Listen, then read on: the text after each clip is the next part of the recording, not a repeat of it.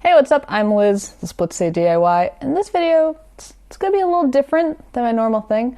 It's going to get a little personal. There's going to be some storytelling, but don't worry, there is some soldering. So a lot of you may know, based on some videos I've done in the past, I'm a musician, and one of the instruments I play is guitar. However, in the past few years, I haven't played guitar as much as I used to, really even a fraction of the amount that I used to. I used to play every single day, multiple times a day. It was constant, really constant. So recently, within the past 6 months, around there, I've been consciously trying to play guitar more. I wanted to get back to where I was because I started to feel this scary thing happening where I felt like I used to play guitar rather than I play guitar, and I didn't like that, but I wasn't really sure how to fix it. Even when I played, it didn't feel like it used to, and I didn't really know what to do.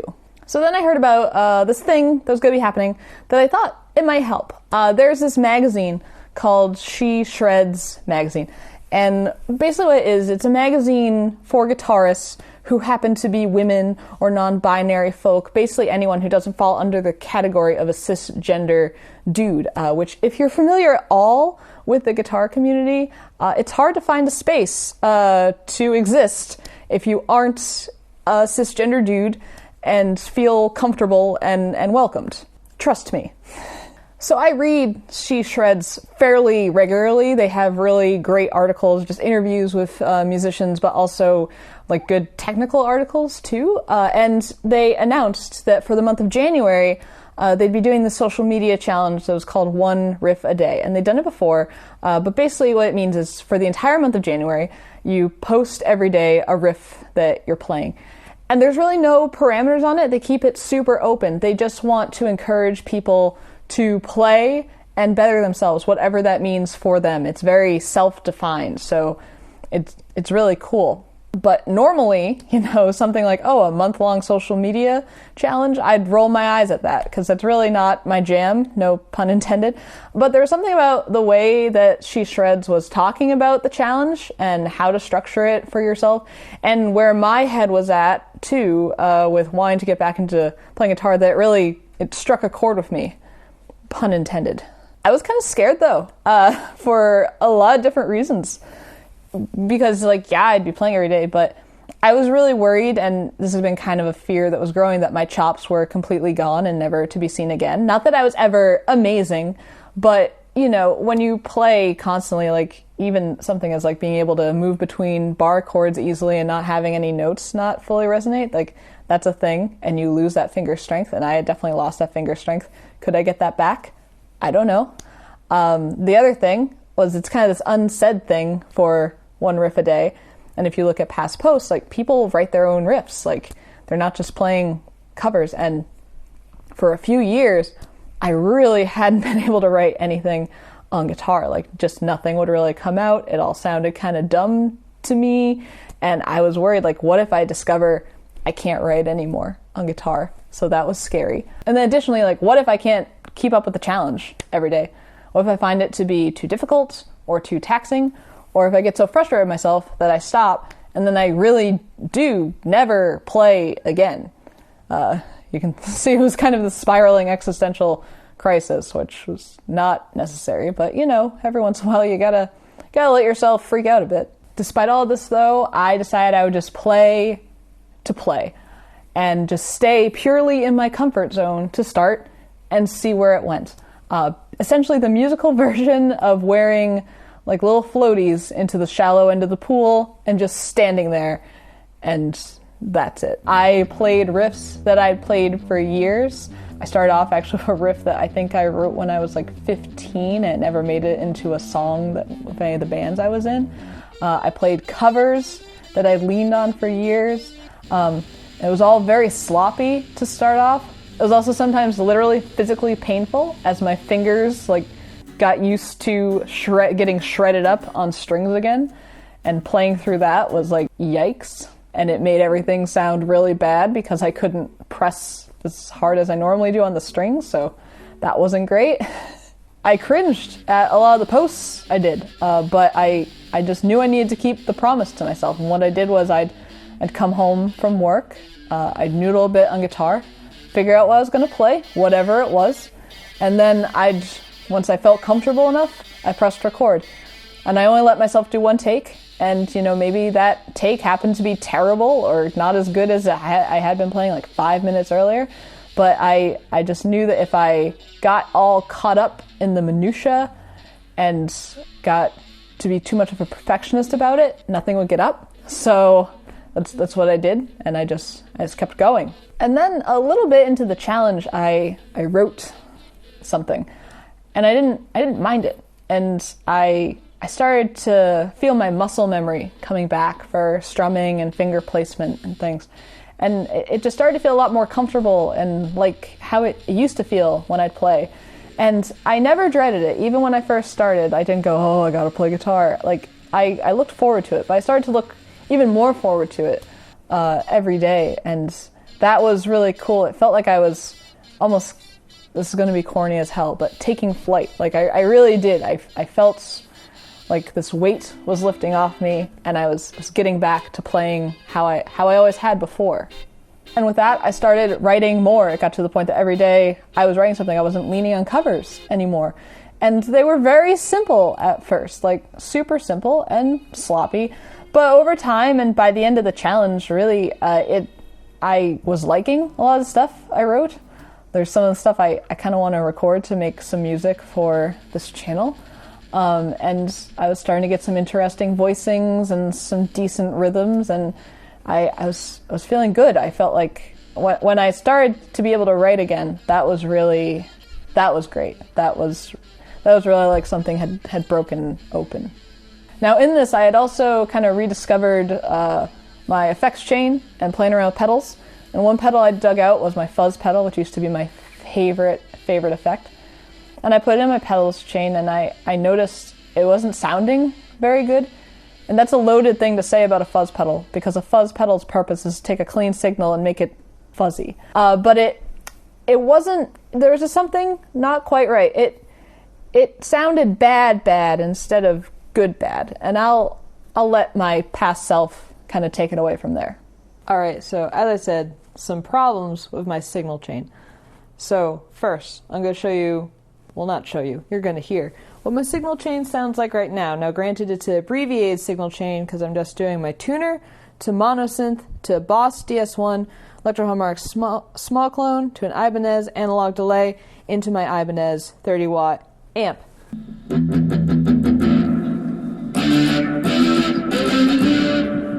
Sounds fine. Sounds good. Sounds as you would expect. Alright, so now I have unplugged my entire effects chain, well, basically taken it out of the loop so that I'm using the same cable to go into the amp and out from my guitar, and all that's plugged in is my Fuzz, which is an FZ5 by Boss. And it's using the same power supply and everything else. So nothing, if anything, it should be better because it's the only effect plugged in right now at all. My tuner isn't even plugged in. So first I'm going to turn on my amp. And the pedal is not engaged right now. Amp is on. I'm going to open up my gain stage. Should be clean. Nothing's coming through. I just turned up volume to about 1 o'clock. Before I was turned up to about 9, 10. Sounds really bad. And this is bypassing the effect.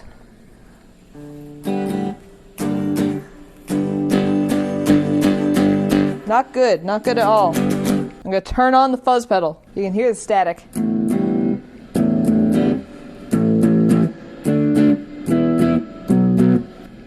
Doesn't sound as bad as it was before, but it's still that, like, if you're familiar with audio at all, just the kind of like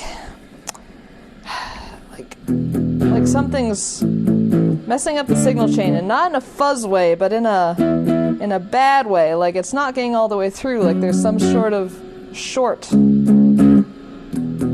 It just shouldn't sound like this. It should sound like, see, in the mid-range, it's not coming through at all. My fuzz amount on the pedal is turned up to about 1 o'clock, levels at about 11 o'clock. My amp is also about 11 o'clock with gain and volume. It should not sound like this. My pickups are all the way up, tone and volume. And it just shouldn't sound like this. Like, that's not how that should sound right now. And you hear that. That's not good. You might also hear Winnie meowing. That's just not, something's wrong. Alright, so I've got my full signal chain back. And so that means we're going monosynth to DS1 to fuzz to small clone to delay. That's my preferred order. So right now my amp is on and none of my effects are on. And something's happening. I haven't changed any of my cables. These are the same cables we've been using, same power supply. Still kind of quiet though. We gotta tear it down. We gotta look. And so I set to opening up my Boss Fuzz to see if there was any visible problems. Boss pedals, all pedals really are pretty easy to get into. So the teardown process wasn't particularly difficult. When I got in though, I really didn't see anything that was a problem. And I started to think it was a digital problem rather than a signal problem. However, I did reflow the signal wiring connections, add a little bit more solder just to be sure. Some of them seemed to be a little sketchy, like maybe they'd broken or had lifted over time. I don't know. But I really felt like I was just kind of soldering in the dark on this. And after this, I sealed the pedal back up. And I felt really discouraged and convinced that this repair adventure had really been for nothing. Until. So I'm a little bit mad at myself because I didn't film the first time it happening. Because when I opened up the fuzz pedal, I mean, you saw nothing was out of place egregiously. But right now, we're going direct into the fuzz. And we're going to turn on the amp. I'm just going to play some single notes and keep in mind how it used to sound.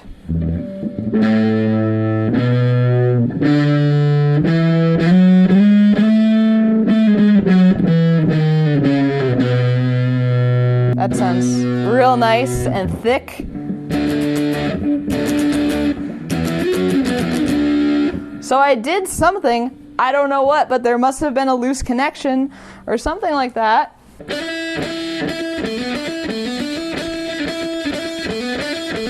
I'm hyped. I did it. I did it. I don't entirely know which one it was, but I did something, and that's awesome. My fuzz is fixed, and now it's time for the last one riff a day.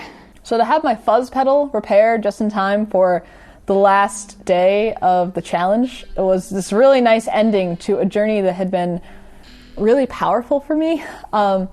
Playing every day was kind of like reconnecting with an old friend that I thought I'd never see again. So now I'm gonna get serious for a minute. Borderline sappy, so you've been warned. To play music takes confidence.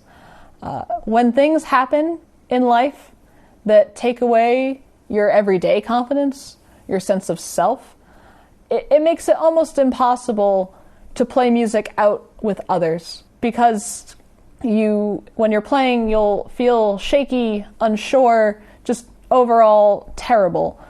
You may not be 100% confident in the piece that you're playing, and that comes through. And you just feel awful, and you can't recover from it. You can't fake it. You stumble on a chord, and it's heartbreaking, and you just let it sit there, and that's kind of it. And when you go back home or to the practice room, and you're practicing by yourself, this baggage from that, it follows you. And it makes it so that just playing in general, even if it's like some silly punk riff that you always played, just isn't fun anymore, because it's just this thing hanging over you. But playing guitar is fun for me, again. And I'm just so grateful that She Shreds put forth this very open-ended challenge. And that also She Shreds has this very positive community. That's very key, because as I just said, music is this very vulnerable thing. So to feel that you can put something out there and not be judged for it, and to really be embraced by a community of like-minded people that like, hey, you're playing, that's awesome, keep it going, like that's huge. And to not feel like, you know, you're at some guitar shop and some dude's gonna come by and say, your playing sucks, you know?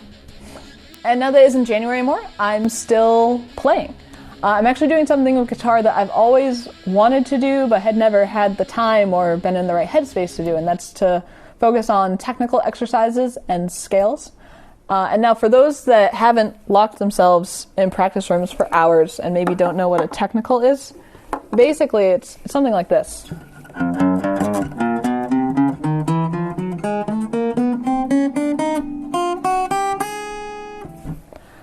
Where you do these kind of little riffs that are written specifically, not to sound musical, but to work on finger strength and technique and just getting yourself more comfortable in different chord shapes and things like that. And by doing that, you just kind of become overall a better player. And it's something I've done on other instruments where I've taken lessons formally. I've just never done a guitar because I'm self-taught, so it was just never a thing. But I've been doing that, and I'm really enjoying it, and I can feel my fingers getting stronger. I mean, it's not like fun, like shredding through like Smells Like Teen Spirit or something, but it's good for you, and I can feel it when I play other things. Like I can feel that my fingers feel better when I do it. So I'm excited to be doing that and to have an actual practice routine, which is good. And that was my experience with the one riff a day challenge. I can't recommend doing something like that enough.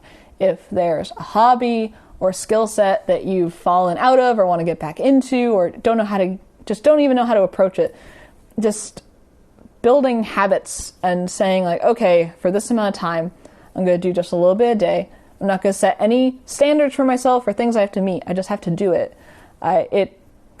Like I said, I'm the type of person that would roll my eyes at something like that initially. Maybe you're rolling your eyes right now. But if it's something you truly want, then I think it's a really nice approach to take. So I'd like to thank She Shreds magazine for creating such a positive community for guitarists like me. And I'd also like to thank Matthew from Alexander Pedals. When we had that really awesome chat about the marshmallow pedal and just guitar and effects in general, that really gave me that final push I needed to really make playing guitar a priority again and try to rediscover my joy in it. So yeah, big thanks to Matthew. And additionally, I'd like to recommend the JHS Pedals show. Josh from JHS Pedals has this YouTube channel where he just goes in depth on all these different guitar effects with different topics for each video. And the way that he talks about it is so genuine. You can tell that it's just coming from this place of deep love for guitar and the technology behind like dialing in your perfect tone. And I started watching it this past month in January, and that also really helped me to kind of rekindle and remind myself why I started playing in the first place, why I kept playing, and everything like that. So definitely recommend it. And also just for my electronics friends, you might find his discussion of circuits and things like that with pedals to be very interesting. But that's going to do it for this video. A little different than what I normally do, but I really wanted to talk about the one riff a day challenge because it was such a huge thing. And I mean, who doesn't love a fuzz pedal repair? Am I right? So if you like this video, toss me a thumbs up, leave any questions or comments down below. Thank you for watching. Consider subscribing for more content that is adjacent to this. And until next time, this has been Blitz City DIY.